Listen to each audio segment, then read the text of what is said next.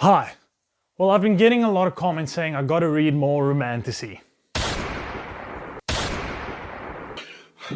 Well, sort of. And today I find myself in the weird situation that I never thought I'll be in. Defending romantasy. So yeah, in the defense of romantasy, I object. On what grounds? This is clearly a guy pulling a pick-me, pure speculation. Proceed.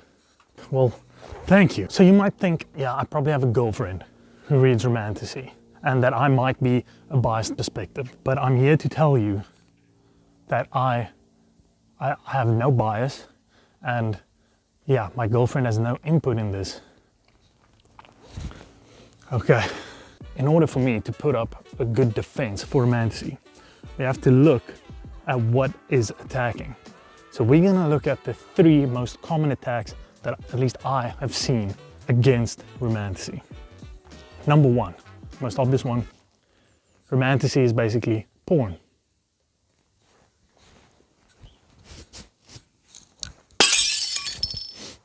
Romantasy is basically porn covered up in a nice fantasy book. Number 2, romantasy has no plot, or at least an extremely weak plot. And number 3, it is terrible prose. These are the only 3 I'll be looking at for now because these are the biggest ones I have seen. It's a lovely day. There are others, like romantasy gets attacked for like taking over the genre or being a bad representation of genre, but that aside, let's first look at these first 3.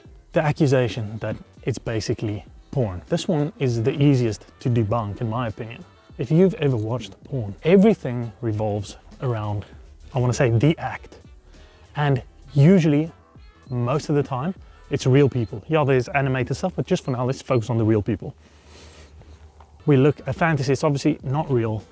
It's a small percentage. Any sexual act in romantasy is a small section in terms of the entire book. It might be bigger than other fantasy books, but it's still small in comparison. Now let me ask you a question. If I read George R.R. Martin or I read Joe Abercrombie and there's a fight scene, someone gets cut and internal organs come out and the character's trying to run away and the character slices someone's arm off and is in battle and it's getting tense.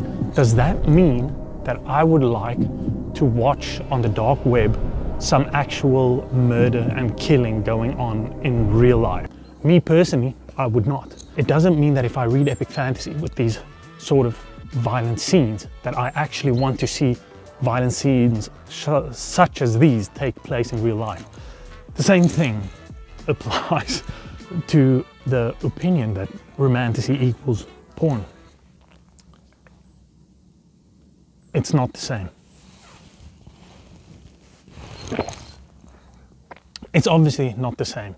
Number 2 is no plot or extremely weak plot.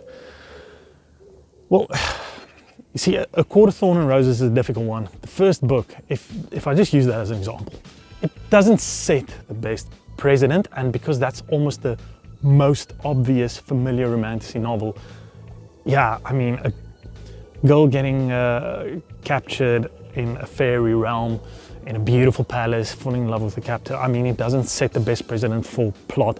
But actually, if you read further into ACOTAR, the political relationships and the world itself and the characters develop so much more and it becomes so much more complex and it actually has a satisfying ending, unlike some authors we might name who doesn't even have an ending.